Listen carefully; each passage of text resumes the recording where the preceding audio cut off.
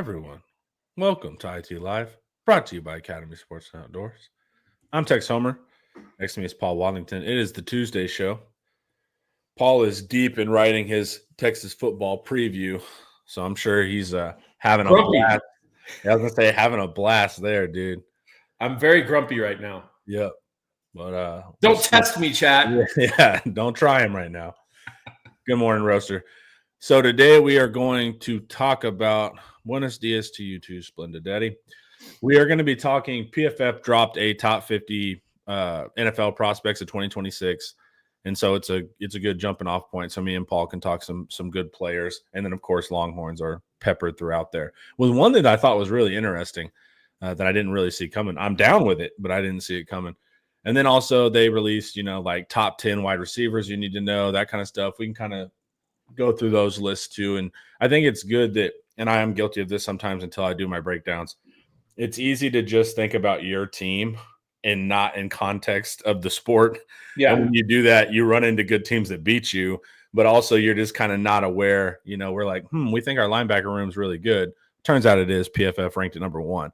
But you got to see where you're at compared to the other teams versus just looking at your team. So I think it's an important exercise.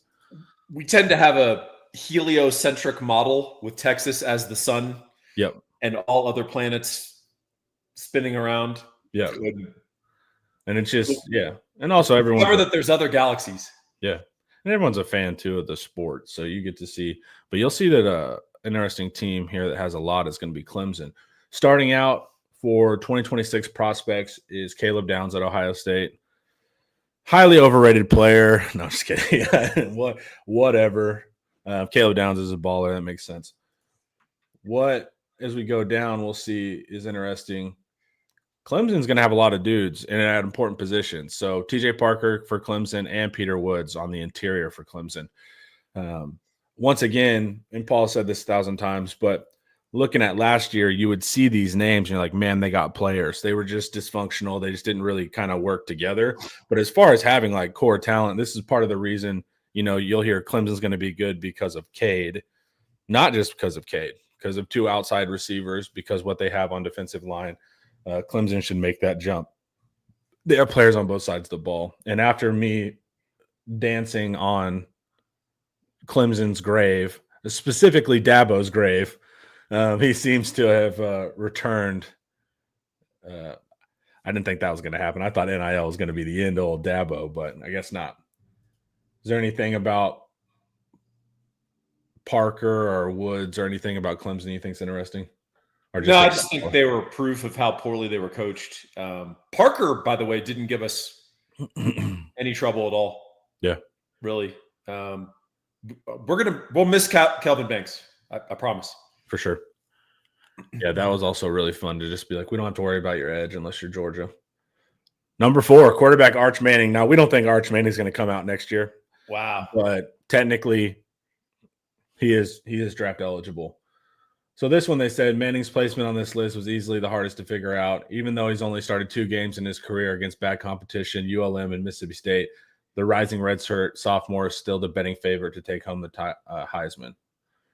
So projection-wise, PFF is even going out on a limb here to say that they think Arch is going to be the best quarterback in that class, which all things considered, Arch's play, right?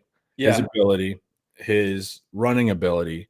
But also, man, it's just like good luck as a GM passing over a Manning to go to whatever, that's a fun way to get fired in 3 years type of thing. So there's also going to be this downward pressure of like, what's he missing and what pedigree would you want, Well, one thing to put in context, betting favorite followed by plus 700.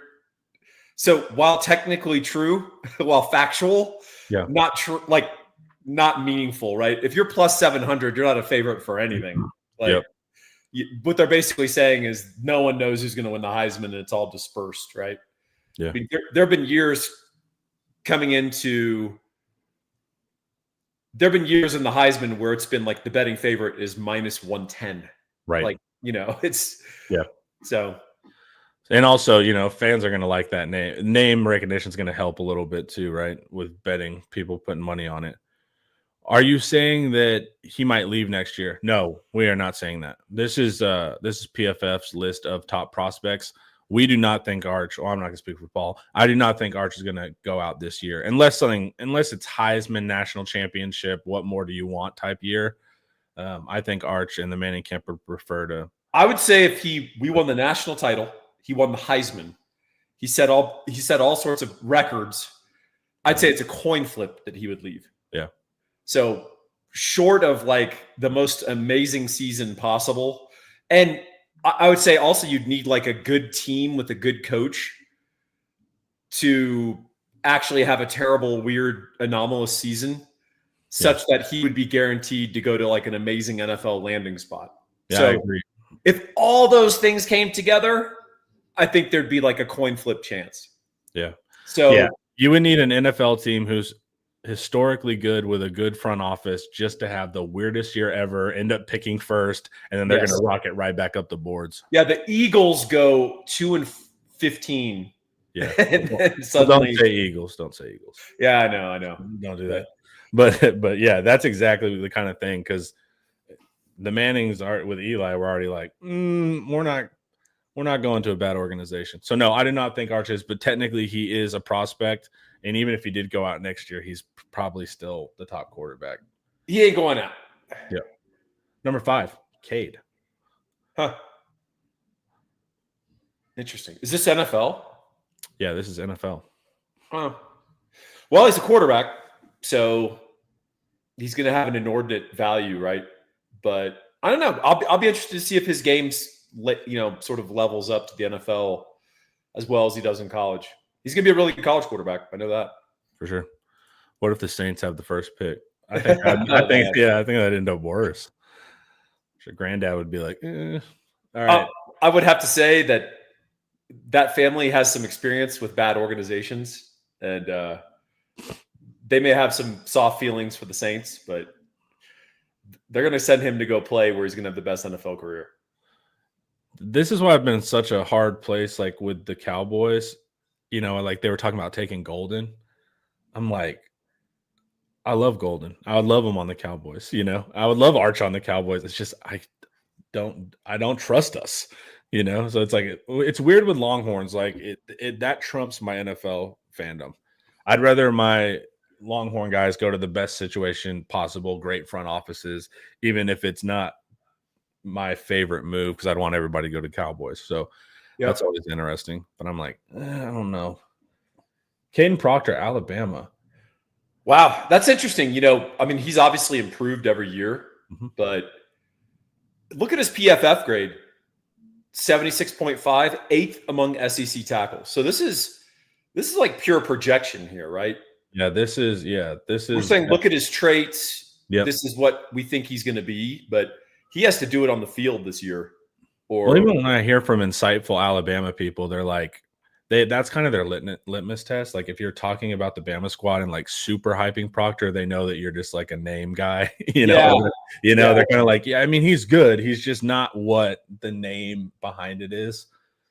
So yeah, these are all traits, in the NFL type thing. But yeah, Proctor, he's gotten better, but he's just still a little bit slow to me.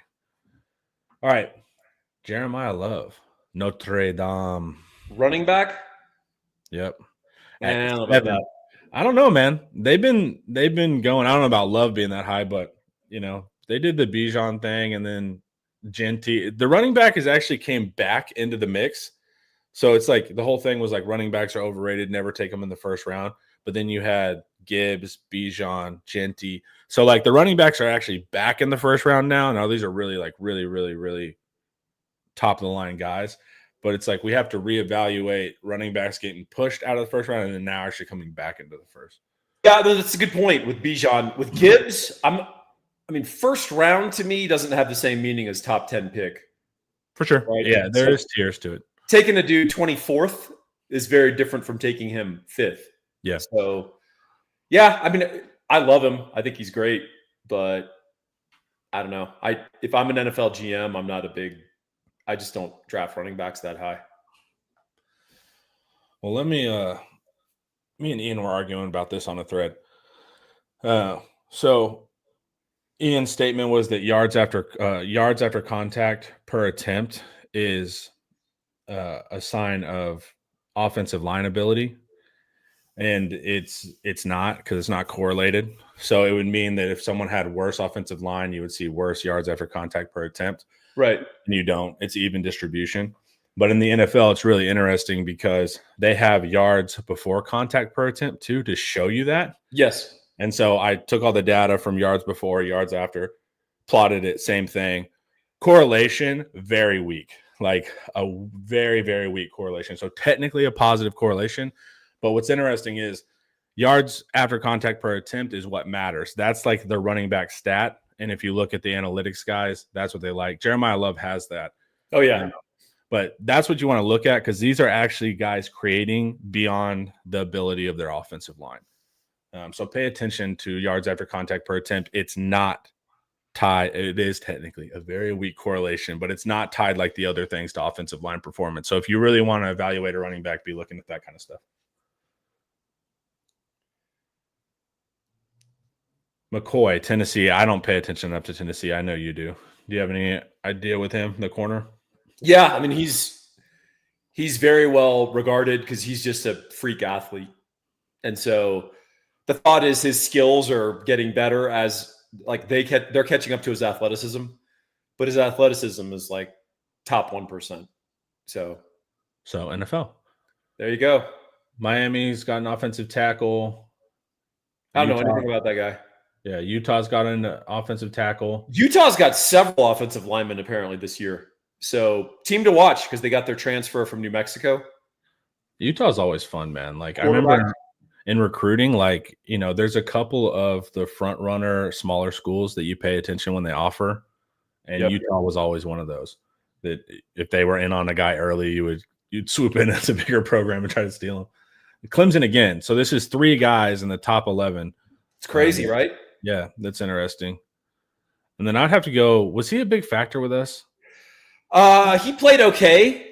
They put him on an island a lot. And so we went at him quite a bit and he sort of won some, lost some, but yeah, he's pretty good. I mean, I remember him flashing when I was scouting Clemson. Yeah. Miami's also got an edge. Hey, we finally got a player we care about. Come on. Yeah. We got Anthony Hill, a junior. Number 13, number 1 ranked linebacker in the class. I hope no weird stuff happens with him in the draft. I always feel weird with like linebacker stuff, but I think his pass rushing ability is what is the NFL is going to be obsessed with. Yeah. Dude, and just his closing speed, like I still am shocked whenever he locks onto something. And like for that size and kind of bulk, you know, it's like his closing speed is crazy. That's why he can pass rush. It's wild. That's going to be a big hallmark of this Texas team. So I think we're going to see something we haven't seen in over 3 years, which is occasionally a team's going to hand it off on inside zone and some guys will get pushed around a little and they run for 11 yards, right? We're going to be like, what? Is that legal? Can a team do that? You know? Yeah. But what you're also going to see is someone's going to pitch it out wide or someone's going to try to bounce it. And you're going to just see a plethora of lean, hungry greyhounds just sprinting the guy down like he's a meal. And Anthony Hill is one of them. We're going to have great pursuit on this defense. Like what I'm talking to me, it's like an arc, right? Because I'm not really including the interior because they're just a question mark. But the arc of like our edges to our true off-ball linebacker, like that front 7 thing is going to be the power of the defense. Yeah, I mean, just so many guys that are active, great in pursuit. Simmons, Moore, Hill, the transfer from Arkansas, Spence. Apparently, that's his forte. Just so many of these dudes. And if we can get Jelani at star. I mean, yeah, that's sick. You know, like that would, dude, as a quarterback, that level of paranoia, dude, because like any one of these guys are a playmaker and can come get you, and they're all big. Yeah, so, and they can all drop and they can all show up in a weird place they're not supposed to be, like in a zone coverage, zone blitz. And they all have crazy motor too. So it's like you're dealing with like really good athletes, but really hardworking athletes, and that's a scary combination. Yeah, if this, so people are always like, can this defense be as good as last year and all that? In some metrics, I don't think there's a chance because we're not built inside out the way we were last year. However, I feel like we're good in a different way. Forcing turnovers, this defense could be as good or better. And this is not a defense you want to be in 3rd and 11. Yeah. Well, not a good place to be against us. Ian said it. He put words to it better than I can explain it, because I was saying I think this group is more athletic, but that's not really the correct thing. What he's really saying is like mass times speed. Yeah, they're going to be better because they're bigger and equally fast. Yeah. So it's like it's that thing where I think it's going to be a more powerful. That's what I mean by athletic. It's going to be a more powerful defense. Now, the coverage and all of that, I don't know how that's going to work out the same as last year. We had a really special secondary. But as far as having big NFL bodies that have been built in the culture and all of that stuff, this team could be good in a different way. Yes, and so last year's secondary was not very big. Yeah, they're just right. This year's secondary is long. Yeah. And so you're going to have hands and arms showing up in spots that the quarterback doesn't expect. Yeah. Some angles that he thought he could throw at, a guy's going to put up his arm and snag the ball or tip it.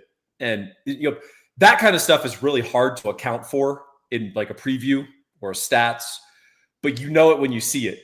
You just go, oh, that defense is long and they're disruptive and they keep getting their hands on balls. And, it's something that I think we're counting on and hoping for. And we're going to need it against Ohio State because right out the gates, we are facing the best group of pass catchers in college football. And it ain't debatable. Like that's what people will hype up a team and hype up a unit, and there is no credible argument that Ohio State does not have the best group of pass catchers in college football. Yeah, it's just because their pass thrower under pressure get it to them. And that's going to be where PK's game plan. I mean, so believe me, we'll cover this ad nauseum on Inside Texas, and I'll write a ton about it. But it's really incumbent upon PK to strangle off the Ohio State passing game at the source. Yeah. Because once you let Sand stand in the pocket, and I've seen his release, it ain't good when Jeremiah Smith has got 3 seconds to run his route. Like, we've got to get in that dude's face and bat balls and sack him and get him on the ground and frustrate them early. And they're going to be breaking in a new offensive line. So we'll have an opportunity.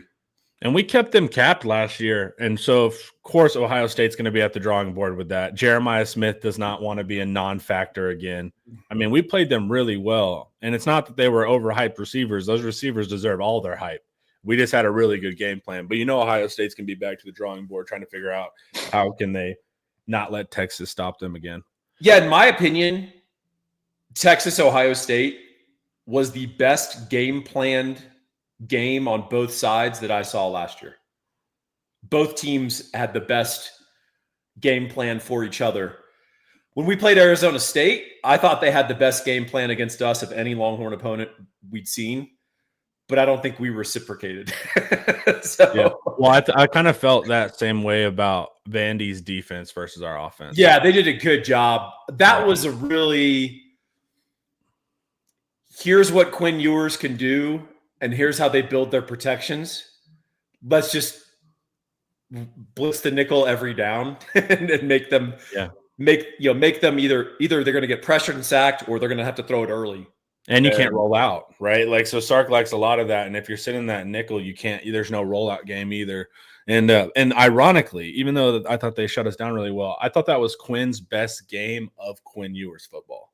Like, it was check down. It was frustrating, but Quinn answered that in Quinn's way of playing football. I just remember an endless sea of checkdowns. Correct. For 9 yards. But that endless sea of checkdowns is like, that was Ewers' ball, that year. So it's like, that game was really fun. But I totally agree. I thought Arizona State was also a fascinating game. So I thought Arizona State did the best job game planning us on both sides of the ball. I thought Vandy's defensive game plan was great. Vandy's O plan, which was great for them all year. That's how they took down Bama. That's how they took down all these other teams. We actually had a good defensive game plan against them. Yeah, we did. We were pretty smart. And then because Diego Pavia is Diego Pavia, they freaking sneak into the game late in a game we were kind of controlling. Made it a 3-point Yeah, that was game. an annoying one because you never felt like you were going to lose. No, but they were battling back, and so fans were not happy with that one. But all right, guys, before we keep going, let's hear a word from Academy. In honor of your service and support for our country, Academy Sports and Outdoors is offering military and first responders 10% off your purchase, both in your local Academy Sports and Outdoors and online from April 27th through July 4th. Exclusions apply. Visit academy.com/discount for details. Thank you, as always, Academy. On top of being a great store, and it's just not a promo. I go to Academy. It's not far from my house. I go there all the time. It's not just a promo. I can get like whenever I'm doing like jogs or anything, dude. You can get the BCG shirt. You can get like 10 of them for like $55. It's awesome, dude. And then, but on top of that, they're good people over there. Everybody. Connor doesn't even wash his shirts. He just wears it a couple times and throws it away. Dude, yeah, for sure. You know how big into fashion I am, dude. Yeah, you are. Yeah, I'd never be caught dead in the same thing twice, dude. That blue Nike shirt, I've never seen that before. You've never seen that. You've never seen the same 5 shirts I wear like every live. My wife's like, we need to get you new clothes, and I'm like, I'm good. But I will. Connor's like yelling at his wife, "Don't touch my Wednesday live shirt." Yeah, I have it laid out for a reason. There's a reason I've had that shirt for 15 years, and it's because I like it. All right, here's the guy we almost had on our team. I know. I was gonna say Jordan Tyson. That was fun, but ultimately he stuck with Arizona State. Good for him, I guess. But he's a baller, man. We didn't get to face him in the playoffs, but he's a damn good player. Makes sense why we were interested in him. Man, you got to watch Sark, dude. It's like I would tell my wide receivers like don't have a huge game against us because Sark's scouting. So like Matthew Golden. It was just like Sark saw what he did versus Houston. And he was like, interesting. Yeah. He was like, I think he will play for Texas. So yeah. Jordan Tyson, maybe more than any other player in college football, emblematic of the fact that you can retain your players if you put in enough effort and you sell them on some belief that, hey, we've got the quarterback for you. We have an ecosystem. You experienced a Big 12 title. You experienced the playoffs with us. Stick around. If Arizona State had gone 6-6, Connor, Jordan Tyson is starting for the Texas Longhorns. Yep. You know what I'm saying? Yeah. And keeping Sam Leavitt, like Arizona State. Kenny Dillingham has had a story to tell, and apparently the Sun Devil alumni stepped up, passed the hat, and Jordan Tyson's going to be playing for the Arizona State. Arizona State also did a pretty, as they do every year under Dillingham, they did a pretty sneaky good job getting other receivers to complement him in the portal. They got a guy from Fresno State who's pretty damn good. And look for Sam Leavitt. He's not going to be like lovable game manager anymore. He's going to be go win the game Sam Leavitt all year. And Tyson's going to play a huge role in that. Fans are not going to like Sam Leavitt because he gives honest answers to stuff. And so the media takes it. You know, he like what did he say? He has like he wrote down all the quarterbacks drafted or recruited before him on a list, and he was talking about it. However, you motivate yourself, but of course, that's everyone's like, oh, he thinks he's better than Lagway. He thinks he's better than Arch. It's like, guys, he's also giving you real answers. Like these athletes don't answer anything. Where like these interviews are boring, and then as soon as they do answer it, it's like, oh, we hate him. So it's just like, man, he's an interactive kid, man. He's fun. He's confident. He plays hero ball. All I know is we can't tackle his ass on a football. I was going to say, dude, that was you know how to beat the Texas Longhorns pass rush? Just sprint as hard as you can for 6 seconds and then try to find a guy. Because our secondary, our line was like, dude, what is going on? I swear to God, Connor, he winded us. Like I know. He single-handedly tired out our defense, and then Cam Scatabo was able to run the ball late. Yeah. And you know they were able to have their comeback because he basically single-handedly wore out our defense. Yeah, it was.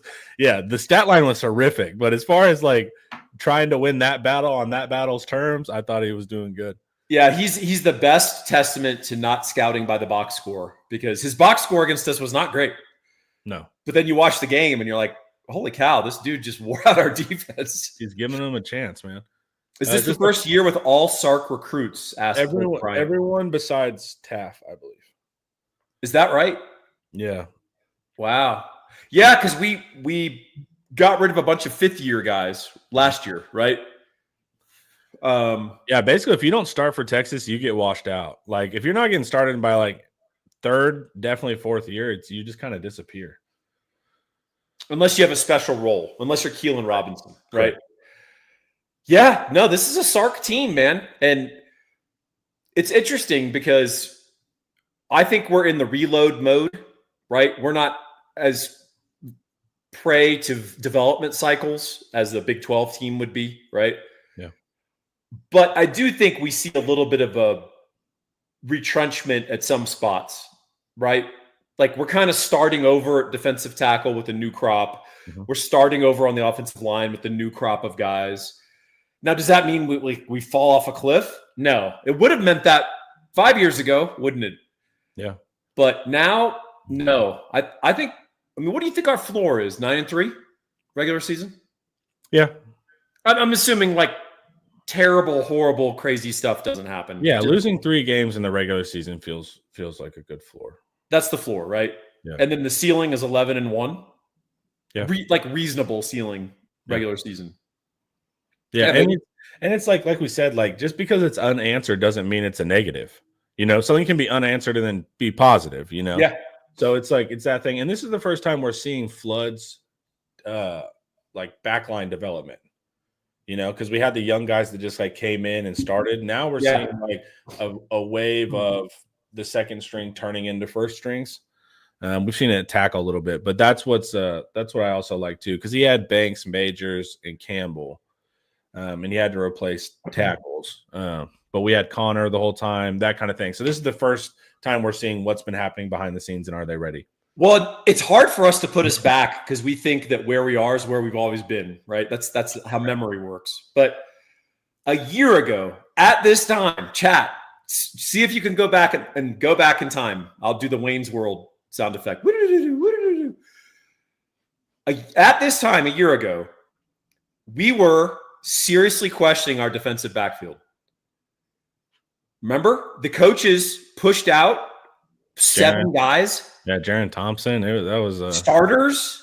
Yeah. Like if you read the traditional football preview, they're like Texas has massive holes at safety after losing starter Jaron Thompson to Auburn. And remember Terrence Brooks transferring to Illinois? Like, our starting corner's gone. And you know, that's when you're trying to be diplomatic and I'm kind of like telling people like, hey, I write the postmortems. We pushed him out. He didn't just leave. And it was hard for people to imagine that not only was our defensive backfield going to improve substantially, it was going to be the best ones we've seen in 15 years. Right? Yeah. And so put yourself back there and think about that. You know, wow, we're going to replace all these guys. We're bleeding in the defensive backfield. Whoa, is Taff ready? Oh, I don't know about Michael Taff playing every down. Like Andrew Makuba, I don't know, man. He had like 1 interception at Clemson his whole career. This guy's just a jag. You go through it all. Jahdae Barron, he got burned. Remember that? Yeah. He did get burned, though, on that. Jahdae Barron sucked. Whatever, right? Yeah. And then they come back and they're the best secondary in the country. And smart as hell, dude. The point is, we're in a different stage of program under Sark, and God bless that guy. Yeah. Every time the coaches make those moves, it's like you're like, oh, I like Jaron Thompson, but it's like you see that they're making some cold hard calculations. You're like, I loved every second of his 4.7 40. Yeah. But it's also like exactly, these guys know NFL players too. Like they know what's up. Yeah. You know, in the past years, you could argue with the coaches all day. And I'm not a don't argue with the coaches guy. I think that's a total cop out and a way to not think. But this coaching staff gets it right so often that I'm like, okay, I'll quit with my hypercritical. When it was Herman, I was like, what are we doing? Well, a lot of coaches, like fans, hold on to familiarity. Mm-hmm. So if there's a pretty average player who actually creates issues for your defense, but he started 31 games at safety, you're like, well, but he knows what to do, and we know what defenses to call not to expose him. It's like, well, we want to be able to call every defense, man. Like you're losing the plot of what this is about. And fans lose it all the time. Coaches do too. And Sark has got a group of guys that are like, hey, this guy isn't cutting it for how we want to play. Like, let's move on. Yeah. And, well, we're going to have to start this freshman. Like, who cares? Like, we're going to play the defense that I want to play. I'm not going to be constrained by a player's skills, right? You know, coaches will always say, like, tell the players, like, we're trying to out recruit you. And that's just not true because most schools don't have the talent acquisition to out recruit at every position. Texas legit is trying to out recruit you. Yeah, you're trying to get replaced. Yeah, like that guy 3 years younger than you probably does have a better athletic profile. You might know more right now, but. Well, when you talk to Kelson, you know, like guys who played at that the previous heyday of Texas football, right? I remember he once commented, he said there are some linebackers that came in, like Derek Johnson, and he was talking to his buddies, and they're like, well, we're in trouble. That's a different thing. Yeah. No, it wasn't Derek Johnson. It was like Keenan Robinson and those guys, right? Yeah. And they just all the older linebackers looked at each other like, well, we're in trouble. Like we need to go fight for our jobs. Yep. And that's what it is. AR asks, honest question. Why do critics think Texas will have a regression because they lost players, but don't have the energy for a team like Ohio State? So this is something that I've been noticing. I think CFB Nerds did a good job sparking this. They always do a great job getting the people going. I actually like those guys over there. But basically they asked, why does everyone think Texas is going to be, I think, number one? And they were saying, and then they listed what we lost, right? Quarterback, wide receiver, offensive line, that kind of stuff. But generally, it's not. I'm not seeing that extension. They're like they lost X players to the NFL. It's like, well, Ohio State lost more, and they have a new quarterback. So does Ohio State. The difference with Ohio State that you can argue is that they're returning the wide receivers, besides their slot. So that's an argument, I guess, for Ohio State. But generally, Georgia, Ohio State, we're in the party now, but we're still the newest guys to the party. We've done it for 2 years. But as far as like being around, like Ohio State's they were hanging around the rim for a decade, you know, and then Georgia was dunking on people for a decade. So they get this auto reload. We don't have to think. Texas is still in that scrutiny phase. If Texas continues to do this, winning a championship or hanging around like a Michigan or Ohio State did, then we'll get the benefit of the doubt. But people are going to be ultimately skeptical of Texas. Also, it's Texas. People want to be skeptical of the brand, but it doesn't always apply to other teams. You're right. They lost equal or more players to the NFL draft. So the year before we won the Big 12 on our exit, where we crushed the Big 12 and blew out Oklahoma State in the title game, said sayonara. Before that year, everyone was like, well, it kind of lines up for Texas. There's a lot of reasons to like them, but you know, it's Texas. They'll screw it up. They'll underachieve. Okay. That doesn't happen. Then it's, well, Texas won the Big 12. They're going to find out playing in the SEC every week's a different animal. Mm-hmm. And then you had all the like Homer SEC shows. Or like, Texas is about to find out what playing the SEC is. I guarantee you that. Yeah, Texas is 8-1 in the regular season, and then they're like, "Man, why is the SEC so down?" Yeah, and then everyone's like, "Well, SEC's way down." Texas went through them. That was always the quick thing. That was always the flaw of the SEC, is that they had two front runners, Alabama and Georgia. Whenever that makes your league look incredible, and they are the NFL talent. But the thing was, when Saban retired, no matter what, it was going to feel like the league had a step down just because your top two front runners go down. But well, I don't think that's the case. So I agree with you to a point. But LSU in 2019 was like a generational football team. Mm-hmm. So, but I'm saying if you're looking at the past decade, it was Bama and Georgia. So they dominated.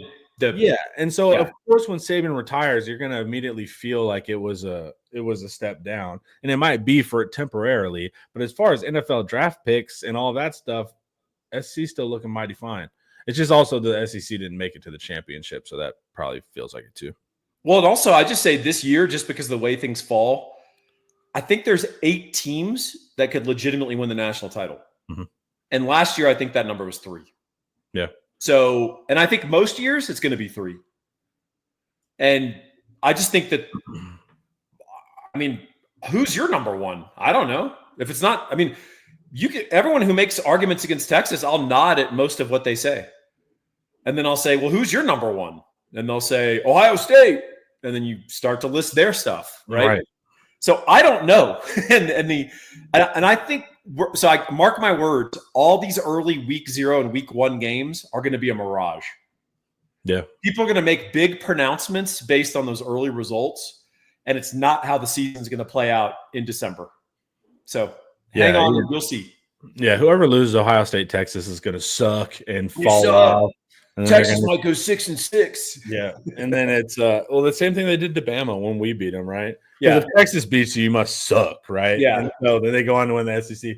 Man, Bama fell off. It is, dude. Being a Texas fan is a trip. Just to watch like the mental gymnastics of just how everything gets downgraded if we do well is funny. All right, we got a center right here, number 15 pick center. Wow, that's funny. I'm writing my preview and I'm pointing out how good he is. Yeah, I didn't know he was this good. I didn't know he's a first rounder. Yeah, dude. Holy First cow. round center, dude, which is crazy. Shout out Auburn, Scott and Edge. Dude, Yeah, so this guy Keldrick Falk is if Auburn breaks out, it's one of those teams that every year they're supposed to break out, like A&M, right? But if they do break out, he's going to play a big role in it. He's a huge edge, and they can play him sort of all over the place. And he's just really disruptive. And Auburn's got not as good as him, but you know how you like look at a team and you look at some body types and you go, oh, okay. Yeah.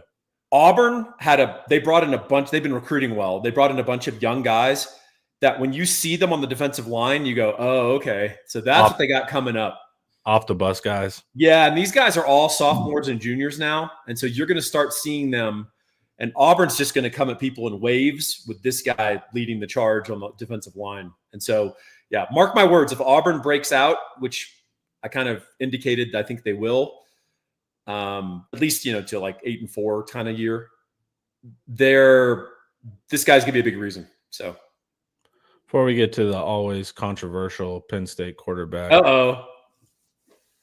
You need to go to Gabe Winslow for your mortgages, which is never controversial. It is uncontroversial. It is obvious. It is plain. You should dial this number, 832-557-1095. Hey, a bunch of you are moving this summer.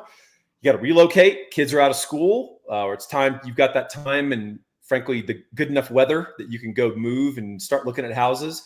This is the guy you want spearheading that financial part of it. He's great at what he does. Over 20 years in the industry. UT grad, passionate Longhorn fan, former National Merit Scholar. He's got a law degree, and he's been in this industry on every side. He used to own a title company. He just focuses on the mortgage side now, but he can solve problems on any side of this transaction. You need a true partner in this. You need a guy who's going to pick up the phone the instant you call.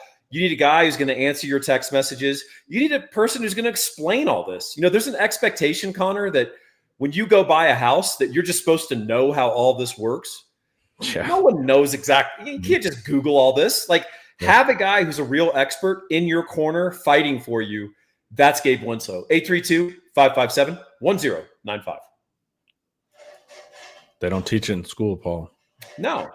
It's like, as a man, you're expected to know how to fix your dishwasher. I don't know how to fix my dishwasher, man. I wouldn't even have the first. I'm just going to make it worse. Yeah. All right. Number 17. The Mad Bomber from Penn State, the killer. Man, everybody was getting on. Why am I blanking on the Penn State? Franklin. Everybody was getting on him. Man, I thought that was Drew's game that they lost at the end of that one. All right, I'll say this in his defense. There was no team in the playoffs with a worse wide receiver core than Penn State.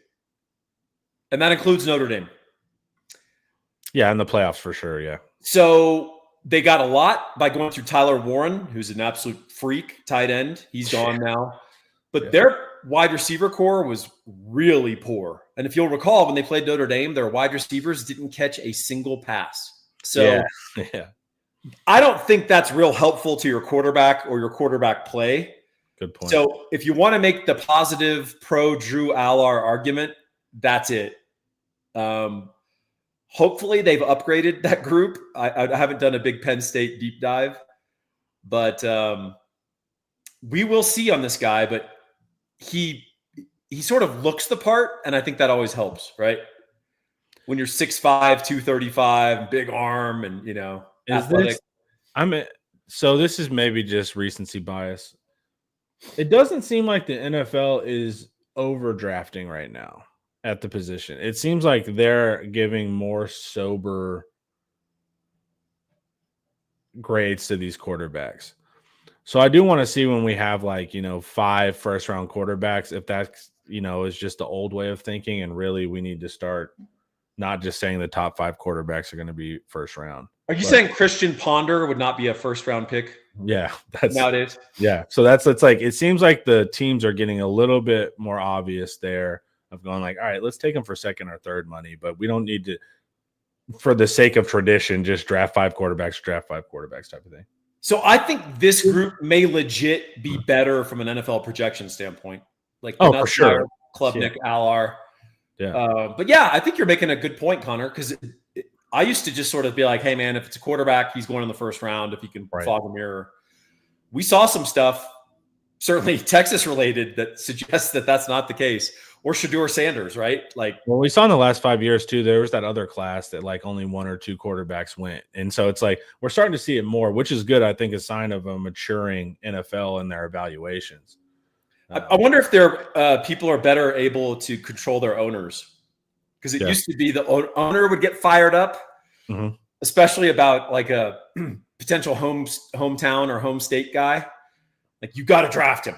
It was basically the interview. The interview was the evaluation for those. Yes, owners. I like him. He reminds me of my grandson. I like this Tim Tebow guy. Draft him in the first round. Yeah. So that's what I think is interesting. I'm just watching quarterback more, which I think is much more fun because it's not just auto putting guys in. Nussmeier from LSU. Yeah, big arm. He will put the ball in peril. Yeah. We got to see this year if he can survive. This guy, I mean, who knew Purdue, 1-11 Purdue had all this talent? Because when they fired their coach, everyone went to West Lafayette. It was weird. Yeah, and this guy, I mean, he's considered one of the best safeties in the country. Played for Purdue. And I know Texas was recruiting him. They liked him. But he ended up at Oregon, like as many of these guys do. Yeah. They didn't read my Oregon State taxes post, did they, Connor? No, they didn't, dude. They don't understand. This dude doesn't understand. He's about to pay 10% taxes on that NIL. Yeah.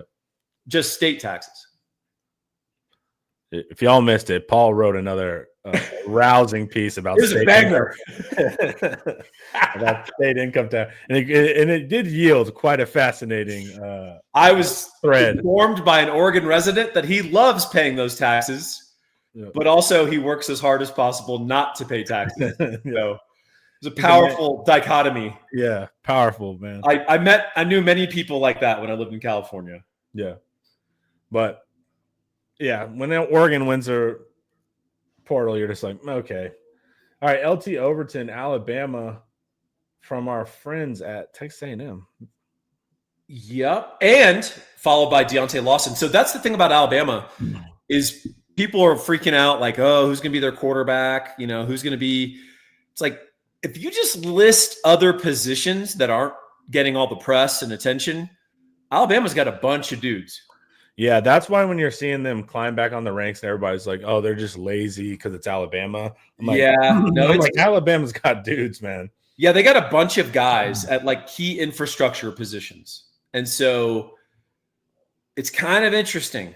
If DeBoer can get his quarterback early or even in the middle of the season, he has to make a shift. They could be really interesting. If they don't, man, I can't imagine those weird feelings in Tuscaloosa of like, oh, it's all over. Like that the Nick Saban golden age has passed. Yeah. Rome has fallen, Connor. They have edge, they have linebacker, they have left tackle, they have good guys coming back in the secondary, and then we know at wide receiver they've got one of the best in the country. And he's 14. Yeah. And has like 7 more years of eligibility. Yeah, it's incredible. Deontay Lawson, who I feel like I've been following Deontay for ever. I remember him being like a recruit. Yeah, so it's like, but it feels like he's been an Alabama dude for a minute. There's our guy. Yeah. Oh yeah, it's old Sammy. But Alabama's got dudes, guys. So don't just think it's a lazy take, even though sometimes that's my first thing with any sports writers. But no, Bama's got guys. Sam Levitt, you think he's a first round guy?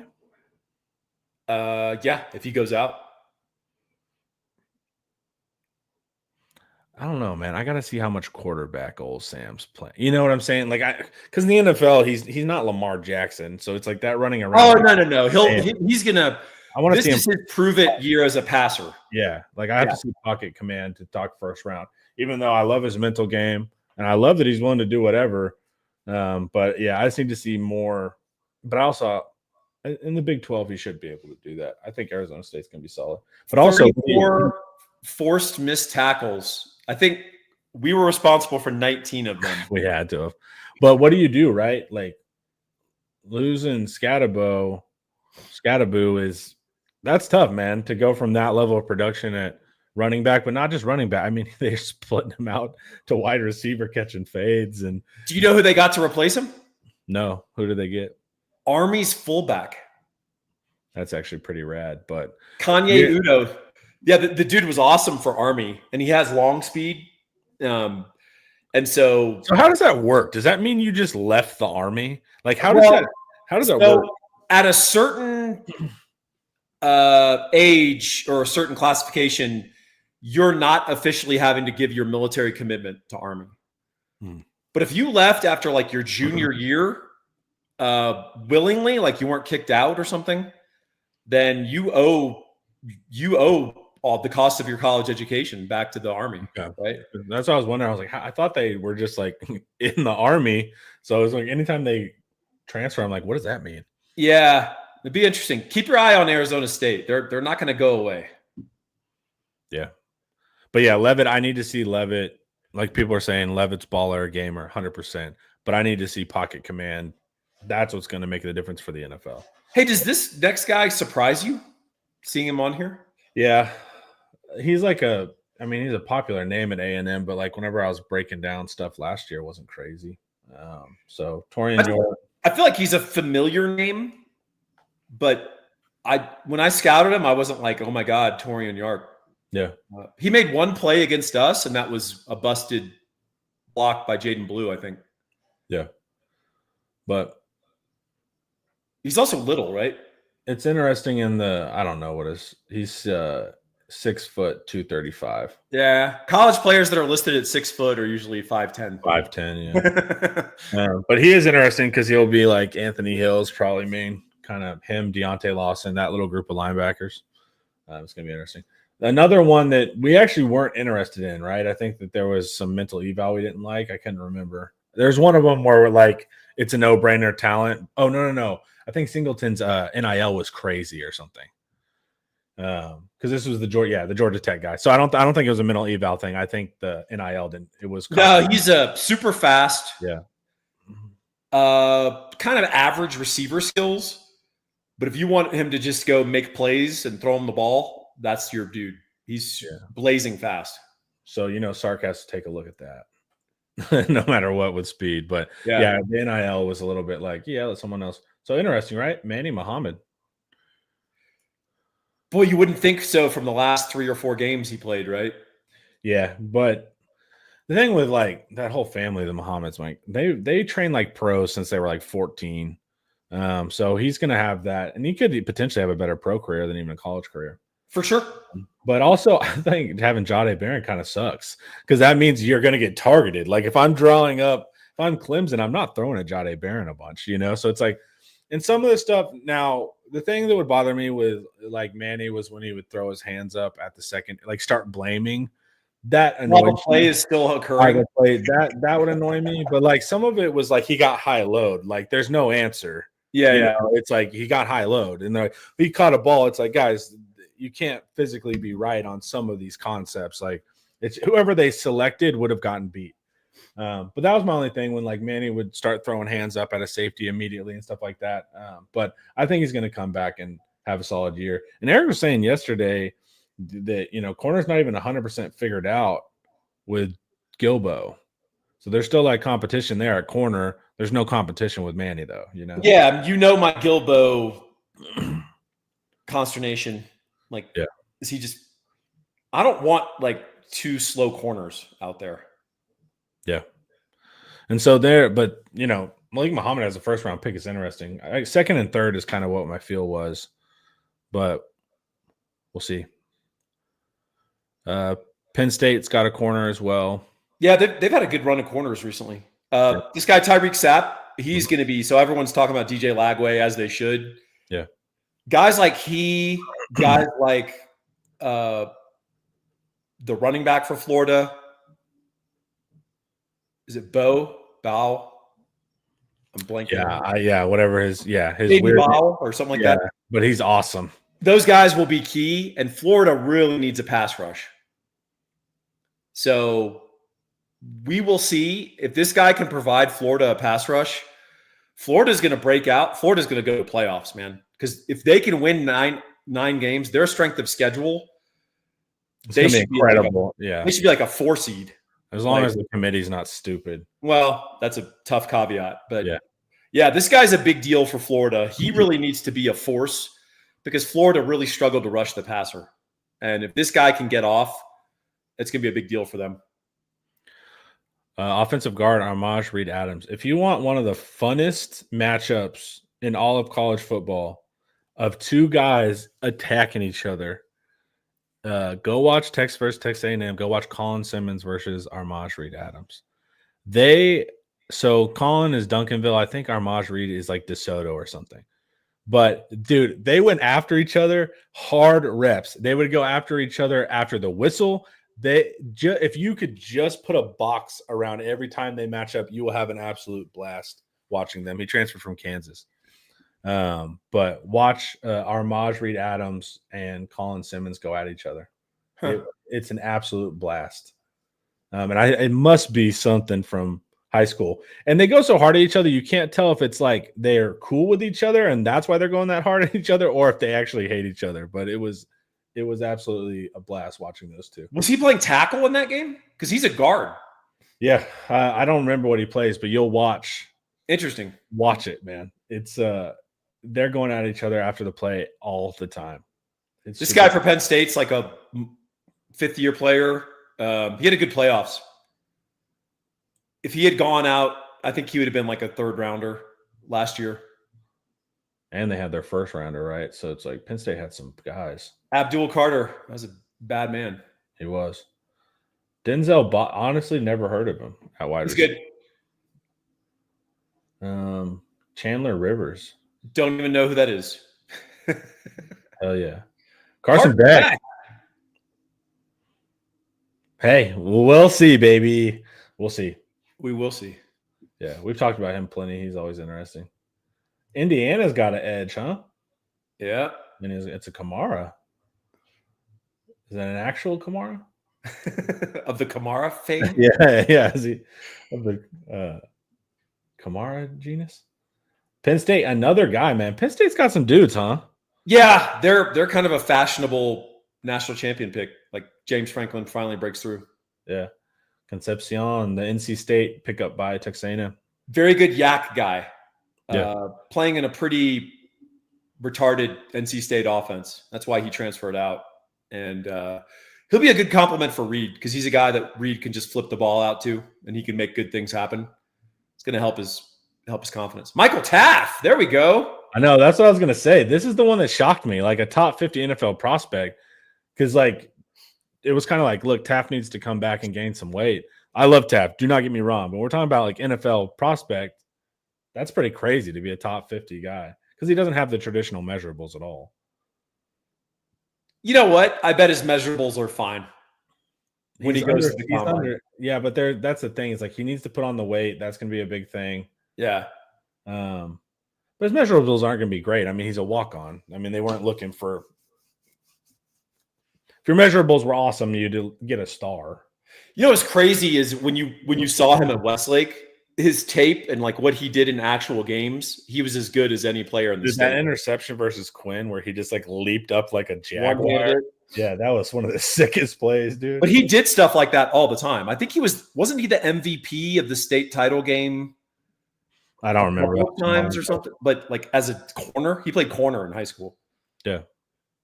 He was also one of those walk-ons that like walked on at Texas, but he like wasn't going to walk on. Oh, there's no doubt he could have gotten Yeah. a scholarship to play football Yeah. at Kansas or something. Yeah. But he wanted to be a Longhorn. I'm glad. But you think of the top 50 prospects, and with the NFL guys, I'm always cheating towards height, weight. Yeah. Like, Look, we can agree to disagree. You hate him. I really like him. I'm glad he's a Longhorn. That's fine. Dude, we had to battle for Taft, dude, the past 2 off seasons because everyone wanted to bench him. Yeah. Because they're like, oh, this white walk on, who gives and then we had to be like, no, we promise. At one point, we had to put a break. We're like, we're not defending Taft this episode.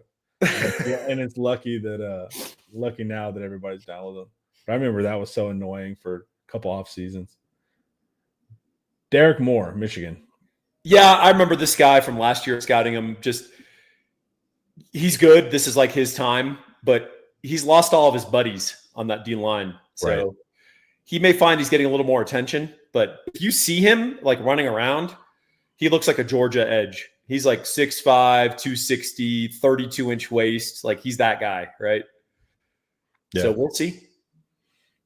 Tennessee again. Yeah. Got another Indiana guy. Yeah, what's going on, man? So this is a guy that I know that many programs, I don't know if Texas was, but we're really interested in trying to get him from Indiana. Indiana, kind of like Arizona State, sold him on the vision, raised a bunch of NIL, and they retained him. So, maybe this is the new world of NIL, of retention. Speaking of guys Texas was looking at, right? Yeah, well, I'll tell you what, we at least raised the price on him for Texas Tech. I was going to say, I remember when he was coming in to visit, and I was like, why? I mean, it'd be sick. You would love to have him, but like with our edge. Well, the answer is why not? Well, that's what I was saying. Like, you would never turn him down, but it's like for David Bailey, I was like, why would you pick Texas? When you can go to Tech and feature. Yeah, but he will be the featured guy on their defense. Right. So that'll be interesting to watch. Tech's going to be an interesting team to watch just in general. Carnell Tate, wide open. Carnell Tate. So this was the funniest one. Like, he got treated like chopped liver last year because he was the third guy to Smith. And who was the slot for Emeka? Yeah. And so it was like Carnell Tate was the forgotten guy. Still a 5-star. It was like, guys, if you shut down the slot and Smith, don't worry. Carnell Tate can play too. So I'm glad to see. So I watched Ohio State's spring game, and Connor, their second team wide receiver unit would start at 90% of FBS schools. Yeah. Like they're so above and beyond at the wide receiver position. It's just sick. It's ridiculous. Well, and it's annoying because they will wait. That's what's annoying is like they've got a good culture. So like these 5-stars won't transfer out immediately, like they're willing to sit because they have such proven ability too. So it's rare to stack a room like that in this modern era. Of wide receivers, no less. Right. That's what I'm saying. Like one of the most dysfunctional diva-ish groups. Like it's like, yeah, it's really impressive how they're able to do that. Just logistically, because wide receivers good wide receivers give you a year. And that's about it. They're going to transfer or they're going to start to destroy your culture. Another Indiana guy. What is going on here? I don't know. Frank Cignetti. So this is the safety for Bama. Yep. So Bama's getting some guys. Oh, Matt. Okay. Lemon for USC. This is our first USC guy, right? Yeah, he's good. And what's funny is I'm not sure he's even better than – so the USC has a really good receiver core. And I'm not even sure he's the best of the group. But he's good. He's probably the most athletic. And they lost Branch in the offseason to Georgia. And I think that actually may have improved their wide receiver core just because Branch was more of an athlete than a pass catcher. So, yeah, he's good. they're loaded at receiver. I'm not sure about their quarterback. We'll see. But also, I mean, if your top player is a receiver, I mean, there's no other – like you've seen everybody else had multiple guys – and a lot of them at kind of impacty spots. So it's just USC needs to get their talent level up overall. Singleton at Penn State. Penn State has a lot of guys, man. They're starting. I might need to go look at Penn State a little harder because I can't just give them the magic Franklin sucks and therefore. Well, I'll tell you what. They're probably this. If you had to pick a single team to make it to the playoffs. Yeah, that seems like a safe one, especially looking at how many. I think Penn State is the safest choice. of any top 10, any team in college football. Will you make the playoff? Yes, no. Jonah Coleman, he was great at Arizona. I was actually hoping that we would get him in our running back room when Arizona blew, the guy went to Washington. Yeah. He went to Washington, unfortunately. He's good there. He's just a really good running back. He's a squatty, short little dude, and he shrugs off tackles, and he's got great vision. 5'9", 230. Yes. He's a little load. Austin Romaine, Kansas State. Don't even know who that is. I'm so out of the Big 12 now that he's a good player. Is that it feels like the first Big 12 player besides like Arizona State. Utah had a tackle. Utah. Yeah. Once again, Alabama. Yep. On the interior. So pay attention to Bama, guys. It's because Saban's not there. And also believe in DeBoer. This guy, Ian, said he watched the Oregon spring game, and this guy was dominant. Okay. Oh, no, this is another guy. So this is their center. He said Oregon had some edge that was sick. That's who I was thinking of. He was a Polynesian guy. But so this is their center. Huh? Interesting. Stowers from Vandy. Why not Diego Pavia? No, it's the NFL. Yeah, Stowers, he went to Denton Guyer. Started off as a quarterback, and then Denton Guyer's like the cool, dominant high school in Denton. Is that right? Yeah, for sure, dude. That's what I've heard. Yeah. You went to what? Denton Preparatory School for Wayward Boys or something? Yes. Okay. Yes. Yeah, that was it. All right. No, it's Denton Ryan all day, man. I've heard Denton Guyer's like where the cool guys go. So yeah, that's what I've heard. I don't know. Maybe they had a run or two, but they haven't been consistent since the 90s, dude. Wow, I've never seen Connor take anything seriously. Now he's like all he's all out of shape. It was a bummer because before Guyer was opened, Denton Ryan got that. So imagine Denton Ryan and Denton Guyer together. Like that level of talent. And so it's like that was what was annoying because we have DHS in high school. They always suck. Yeah. I think they gotten better now, but I remember I was in the press box for a varsity game, and Denton High always is so bad, dude. Like you'd beat them by 60 type of bad. Like they couldn't even just run their offense. Our coach put up our play sheet on the glass, and he took a pen and he threw it, and it hit a play, marked it. He called the play, and we scored. Wow. Like that's how bad Denton High was. But dude, if you kept like Denton Ryan and Denton Guyer together, man, that's a super talented squad. Do one of those like Allen, Texas mega schools with 7,000 kids and like, and that's what it was before it opened, So it's like, yeah, that would have been real cool. All right, so that's the top 50 here. That was fun. So who did we have? We had Manny, Arch, Anthony Hill, Taff. Yeah. 4, right? Not bad for top 50. But pay attention to Penn State and Bama. Oh, Manny Muhammad. Okay. So it's like pay attention to all of these guys because these are important. One, the other part is these are draft eligible. So Colin Simmons is correct. The second best player on our team or the best. We'll see. He's not on this list. He's going to be impacting games. So, we're not accounting for sophomores. Ryan Wingo, who knows what he's going to do this year, etc. Yeah. So it's a fun list. I like doing this just to get a feel for the other teams, because now you notice the trends, right? Oh, Bama for real. Oh, Penn State for real. That kind of stuff helps a lot. Also, you may notice Jack Endries, the tight end transfer from Cal, not on this list. It kind of speaks to what I was talking about with him is he's more like great hands, reliable, settles into a spot. Can't go for 60. He's not as athletic as Gunnar Helm. Yeah. But he's going to be good. It was important we get that guy. Dude, because there was a strain where people were like, oh, we're good at tight end. And I was like, we're not good at tight end. Yeah. I'm not sure what you're talking about. Next year should be fun. Next year will be a lot of fun. Yeah, we're in that kind of transition period, but next year should be a lot of fun. But I like doing that, looking at the guys. Also, man, whenever you're just watching the normal whatever game on Saturday, you'll know who to be looking at scout-wise. That's right. All right, chat. We appreciate you.